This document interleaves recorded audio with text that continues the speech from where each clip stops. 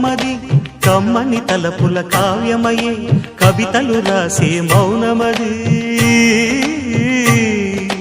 రాగల రోజుల ఊహలకి స్వాగతమిచ్చే రాగమది శృతి లయలరగని ఊపిరికి స్వరములు కూర్చే గానమది ఋతువుల రంగులు మార్చేది కల్పన కలిగిన మది భావం బ్రతుకును పాటగా మలిచేది మనసున కదిలిన మృదునా